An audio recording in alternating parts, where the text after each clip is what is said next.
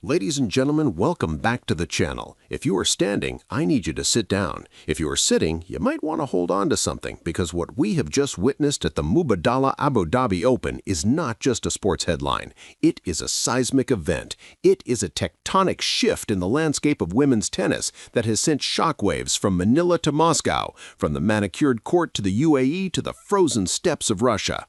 We are talking about a result that defies logic, defies the odds makers, and defies the very hierarchy of the WTA Tour. We came into this tournament looking at the draw and seeing a clear trajectory for the titans of the sport. We saw Elena Rybakina, the world number 3, the powerhouse, the ice queen of the court, a player whose serve is often described as a weapon of mass destruction. Rybakina, representing Kazakhstan but born in Moscow, a player with the eyes of the entire Russian-speaking tennis world fixed firmly upon her, walked onto the center court in Abu Dhabi as the overwhelming, undeniable favorite. She is a Grand Slam champion. She is a master of the hard court. She is a player who eats pressure for breakfast. And on the other side of the net, we had the underdog, the wild card, the pride of the Philippines, Alexandra Eala, a rising star, yes, a talent to watch, absolutely, but against Rybakina, against the sheer velocity and weight of shot that the world number 3 possesses, the pundits gave her a puncher chance at best. The expectation was a routine street sets victory for Rybakina, a warm-up lap as she marched toward another title. But sports, my friends, is not played on paper. It is played on concrete, on clay, on grass, and today, on the unforgiving hard courts of Abu Dhabi, it was played in the heart. Breaking news coming out of the UAE right now, the tennis world has been turned upside down in what is being called one of the most explosive, high-octane, and technically baffling matches of the year. Alexandra Eala has done the unthinkable. She has gone toe-to-toe with Elena Rybakina in a match that didn't just push the boundaries of physical endurance, but shattered them completely. The title of this segment is Whole Russia Shocked, and that is not hyperbole. Social media channels across the Russian tennis sphere are an absolute meltdown. The forums are burning up. The commentators are speechless. Why? Because Elena Rybakina, the player who usually dictates every single point with ruthless efficiency, was met with a wall of resistance so fierce, so tactical, and so relentless that it dismantled the narrative we have built around the top tier of women's tennis. This wasn't just an upset, it was a revolution broadcast live. We witness a clash of styles that will be studied by coaches for years to come. On one hand, you had the kinetic bombardment of Rybakina, flat, fast, suffocating power. On the other, the lefty guile, the grit, and the impossible counterpunching of Eala.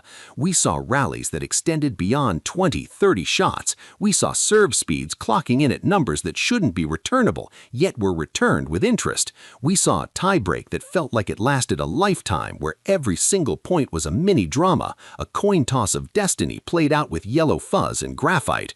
But why is the shock so profound? It's because of the manner of the battle. Rybakina didn't play poorly, let me be clear about that. This wasn't a case of the favorite imploding or handing over the match with unforced errors. No, Rybakina brought her fire. She brought the aces. She brought the thunderous forehands. And Eala absorbed it. She absorbed the power of a Grand Slam winner and redirected it with a precision that belies her ranking. The implications of this match are staggering. For Rybakina, it raises questions about vulnerability against a new generation of crafty left-handers. For the Russian tennis community, who still claim Rybakina as one of their own despite her flag, it is a moment of disbelief, a realization that the hierarchy is not as solid as it seemed. And for Alexandra Eala, this is the moment. This is the arrival. This is the signal to the locker room that the kid gloves are off and she is ready to hunt the biggest game in the safari. We are going to break this down frame by frame. We are going to look at the psychology, the geometry of the shots, the pivotal moments where the momentum swung like a pendulum in a hurricane. We will discuss the explosive nature of the confrontation, the stare-downs, the tactical adjustments, the crowd that went from polite applause to raucous, deafening roaring as they realized they were witnessing history. Prepare yourselves for a journey into the anatomy of a miracle. This is not just a match report. This is a forensic analysis of how a giant was made to tremble. This is Alexandra Eala versus Elena Rybakina. This is the Abu Dhabi Open, and this is the story that is a whole world shocking. I will provide you with a news title and some key news segments. Please create a highly professional, extensive news script for YouTube. To the main body of the script, let us now transition into the deep dive analysis. We need to peel back the layers of this encounter. To understand the explosion, we first need to understand the volatile elements that were mixed together in the crucible of center court. The pre-match narrative, David versus the Ice Queen.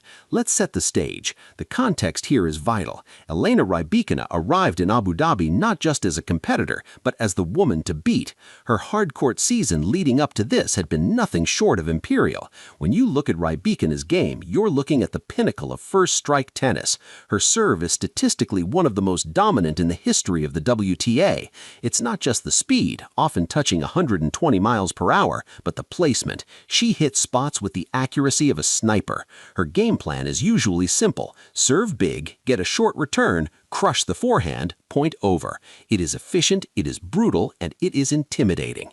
In the Russian and Kazakhstani media, the conversation prior to this match was almost dismissive, not out of malice, but out of statistical probability. The headlines were about who Rybakina would face in the semifinals or the finals. The match against Eala was viewed as a formality, a schedule filler. The whole Russia-shocked sentiment stems from this hubris. There was a collective assumption of invincibility. Enter Alexandra Eala. The Filipina sensation has been grinding. We know her story, the rough and Nadal Academy training, the junior Grand Slam success, but the transition to the Pro Tour is a different beast. Eala is a lefty, which gives her a natural tactical advantage, particularly on the ad-court serve, pulling right-handers out wide. But her game is not built on bludgeoning power like Rybakina's. It is built on movement, anticipation, and a heavy spin-loaded forehand that can disrupt the rhythm of flat hitters. The mismatch on paper was physical. Rybakina cowers over Eala. The wingspan difference, the leverage difference, it was stark.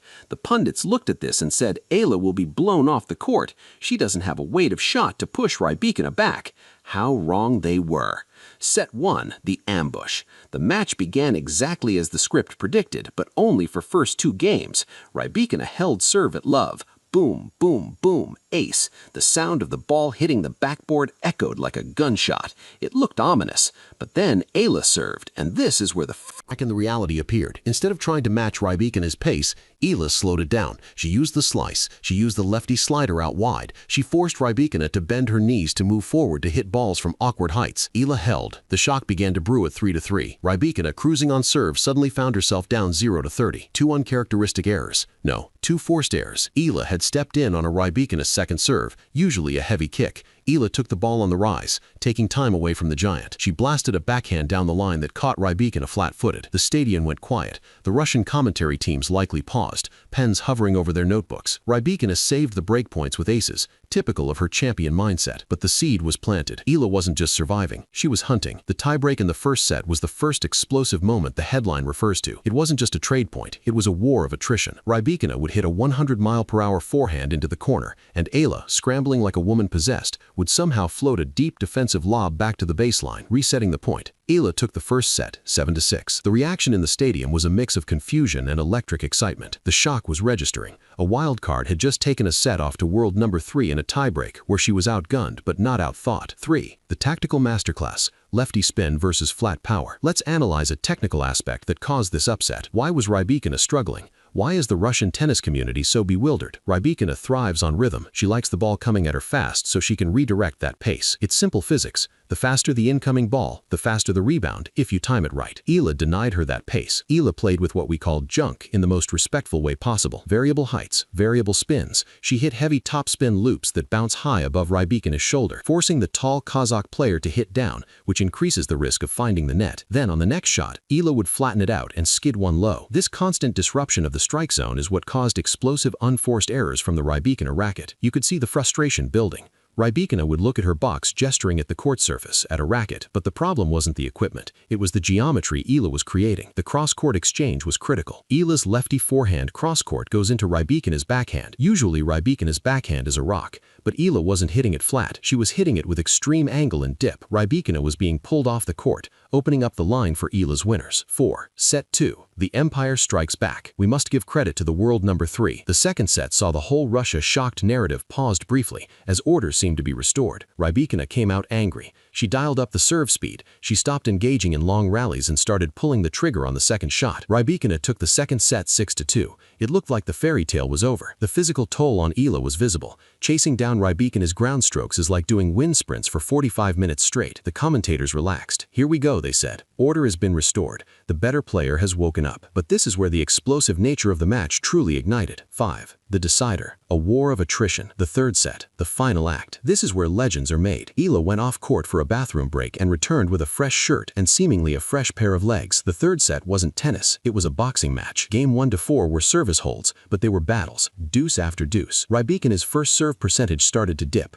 Fatigue, or perhaps the pressure of a wild card refusing to go away. The turning point came at 4-4. Rybakina serving 30 all. Eala guessed the direction of a 115-mile-per-hour serve, blocked it back deep, and then engaged in a 24-shot rally. Back and forth. The crowd was gasping with every strike. Finally, Rybakina tried to end the point, went for a down-the-line winner and missed by millimeters. Breakpoint. Eala. The stadium erupted. The Russian fans in the stands held their heads in their hands. Eala converted the break with a stunning drop shot, a shot of absolute audacity against a player of Rybakina's caliber. Serving for match at 5-4, the pressure on Eala must have been crushing. This is the moment where whole Russia expected the collapse, the choke. It's common for underdogs to get vertigo when they're standing on the precipice of a giant killing. Rybakina saved 2 match points. She punished Eala's second serves. It went to deuce. Then add out breakpoint Rybakina. If she breaks back, she wins the match. That's the feeling. But Eala produced the shot of the tournament, a running passing shot forehand down the line, hit from outside the doubles alley, curling back in to catch the paint. Even Rybakina applauded. It was impossible to be the fallout.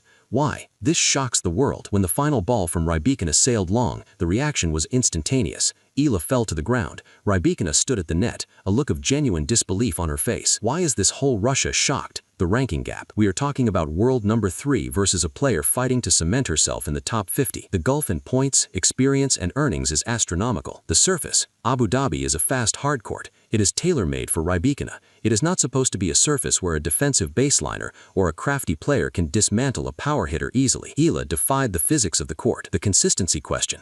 Rybakina is known for her consistency in early rounds. She rarely loses to players outside the top 20. This loss creates a vacuum and a draw and chaos in the betting markets. The geopolitical/fan base angle. The Russian and Kazakhstani fan base is incredibly passionate. They see Rybakina as the rightful heir to the throne of women's tennis. For her to be dismantled by a young rising star from the Philippines, a nation with a growing but smaller tennis footprint, is a shock to the system. It challenges the Eurocentric dominance narrative. 7. The explosive aftermath. The handshake was respectful but cold. Rybakina was clearly furious with herself, but the explosion happened in the stands and online. The term shock is trending. Analysts are already dissecting Rybakina's movement, asking if she is injured, asking if she underestimated Eala. But we must flip the script. This shouldn't be about what Rybakina did wrong. It must be about what Eala did right. This match was explosive because it signaled a changing of the guard. Perhaps that is too early to say, but it signaled that the big 3 or big 4 of women's tennis are not safe. The pack is hunting. The statistics of the match tell the story of the upset. Unforced errors. Rybakina, 45. Eala, 18. Eala refused to give free points. Breakpoint conversion.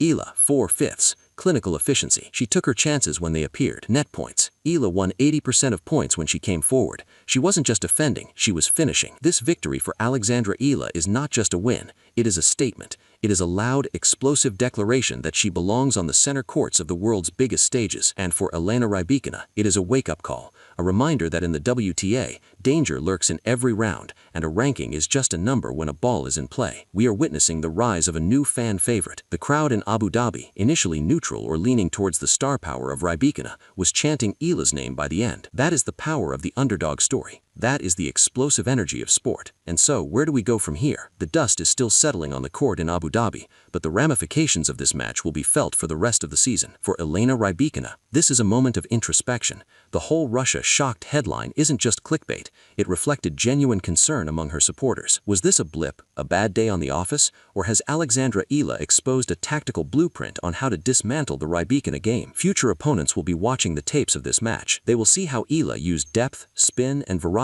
to neutralize the power. They will see that the Ice Queen can be melted if you bring enough heat and enough persistence. Rybakina will bounce back. Champions always do, but the aura of invincibility has taken a dent today. She will need to regroup, perhaps adjust her approach against lefties, and come back hungrier. And for Alexandra Eala, this is a launch pad. We have seen many young players score a big upset and then fade away, but the way she won today, with tactical maturity, not just luck, suggests this is sustainable. She didn't just close her eyes and swing, she dismantled a top-tier opponent piece by piece. The Philippines has a new sporting hero, and the WTA has a new dangerous floater in every draw. This match at the Abu Dhabi Open will be remembered as the day the script was flipped. It was a day when the sheer force will overcame the sheer force of physics. It was explosive, it was shocking, and it was absolutely magnificent. As we sign off, I want to hear from you. Call to action. What is your take on this seismic upset? Was this simply Rybakina having an off day, or are we witnessing the true arrival of Alexandra Eala as a top 10 contender? Do you think the shock in Russia is justified,